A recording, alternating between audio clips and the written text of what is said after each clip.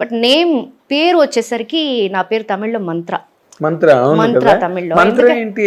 అంటే ఆ cinema director కి డెబ్యూ ఫిల్మ్ అది. నాకు అరుణ్ కి సెకండ్ మూవీ, నాకు ఆ సినిమా డైరెక్టర్ కి ప్రొడ్యూసర్ కి it's debut film. Okay. So ఆ director Pandian is very devotee of Mantralayam, Raghavendra Rao స్వామి.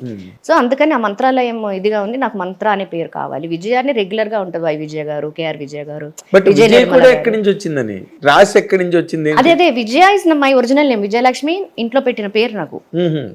ఇంట్లో నాకు పెట్టిన పేరు విజయలక్ష్మి. ఓకే. మంత్రాన్ని ఇలా మారింది.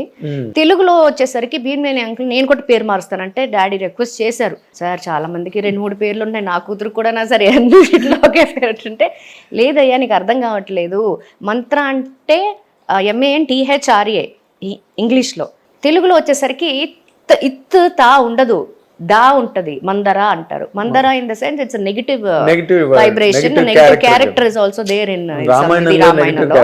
ఎందుకు అవసరమా అంటే, సార్ మీరే పెట్టండి సార్, నాకేం తెలియదు, మీరే మీ ఇష్టం అంటే, లక్కీగా ఉండాలి అని రాశిగా ఉండాలి తన కెరీర్ అని కైరాశి లాగా రాశి అని పెడదాము. I side okay. నేను ఫస్ట్ సినిమాలో మంత్రగా అలౌట్ అవ్వడానికి నాకు చాలా టైం పట్టింది తమిళ్లో. తెలుగులో ఇంకా టైం పట్టింది నాకు రాశి అని అలౌట్ అవ్వడానికి. పిలుపు అనేది పిలుపు. బట్ అనుకోకుండా శుభాకాంక్షలు, ఎవరిబడి నోస్ దట్ ఇట్స్ పెద్ద హిట్ సినిమా.